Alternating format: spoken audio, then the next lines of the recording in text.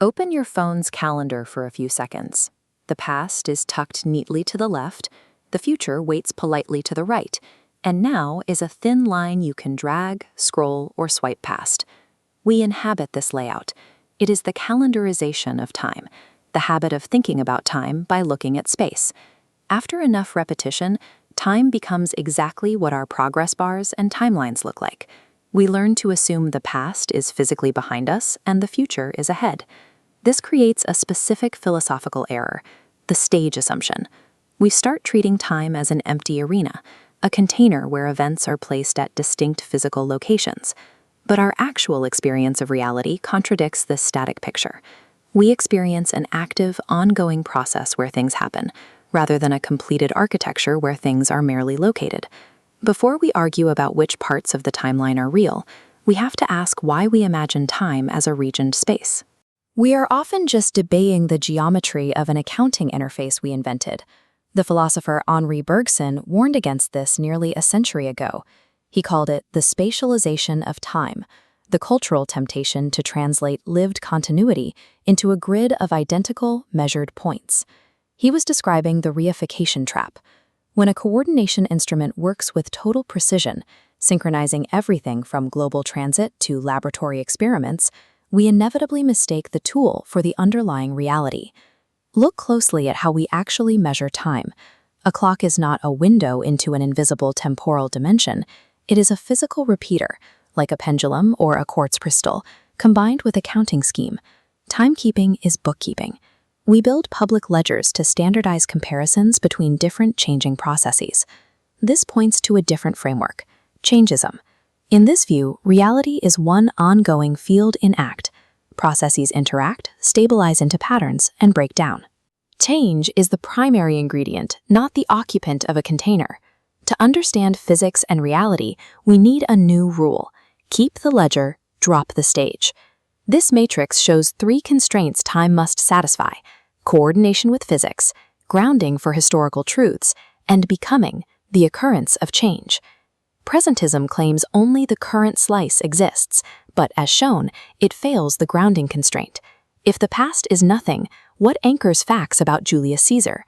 Presentists must invent abstract surrogates to anchor truths their non-existent past cannot support. Eternalism, or the block universe, argues past, present, and future exist equally as a 4-dimensional solid. This secures truth, but fails the becoming constraint.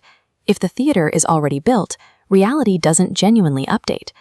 The moving spotlight theory tries fixing this by positing a static block where presentness sweeps across events, but this fails coordination. To explain the movement of this spotlight, you have to answer how fast it moves, inventing a second timeline that launches an infinite regress. These legacy models treat time as a spatial container, forcing us to invent abstract ghosts.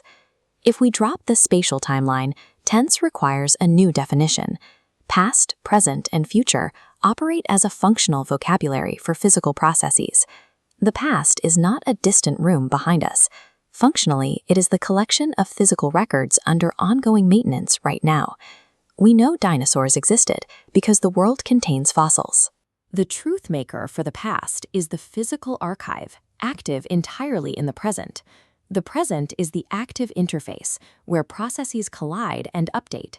The future isn't a destination, it's a horizon of dispositions, dictating what the world produces. No time travel is needed, we just read the active archive. This invites the ultimate counter-argument.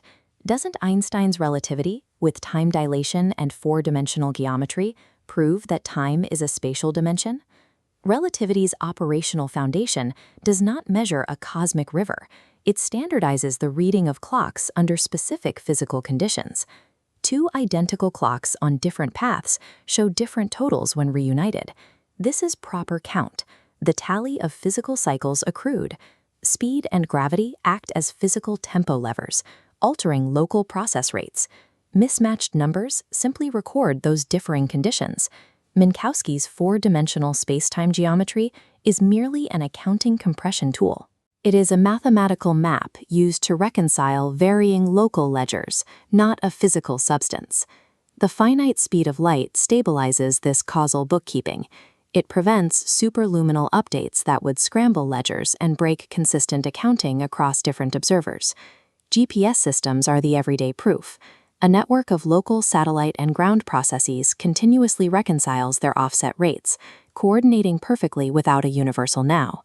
Relativity destroys the global stage. It replaces it with a rigorous rulebook for distributed ledgers. If reality isn't a timeline, we have to answer a bedrock ontological question. What is the base requirement for anything to exist at all? Thin necessity suggests that absolute nothing is not a coherent option. To even imagine a blank canvas as a possibility, we must already assume a structured space of alternatives. Because truth, evidence, and inquiry depend on changes being registered and records being kept, a world that hosts them is necessarily a world of dynamic differentiation. This creates the physical meeting engine. Reality is physical systems becoming mutually accessible, coupling and registering one another. A fact is minted through this process. It is a local registration that gets encoded into a stabilized record and propagated outward. Under this framework, macroscopic objects are patterns of co-change that maintain continuity through constant interaction. The universe is not an empty arena holding objects. It is the active, continuous machinery of producing and maintaining accessible structure. This visualizes physical laws not as the command model, rules shouted at matter, but as a constraint map model. Laws describe what stays invariant when physical ledgers are transformed. They are disciplined statements of how the physical world permits or blocks patterns of change.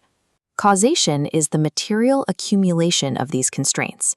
Past meetings leave physical records that dictate exactly what later meetings can and cannot do.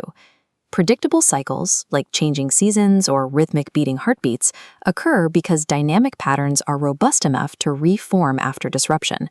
The system rebuilds itself. Time does not loop backward. Ultimately, time is just our accounting ledger. Reality itself is a singular, relentless working system composed entirely of physical meetings and enduring material marks, and change is its only true architecture.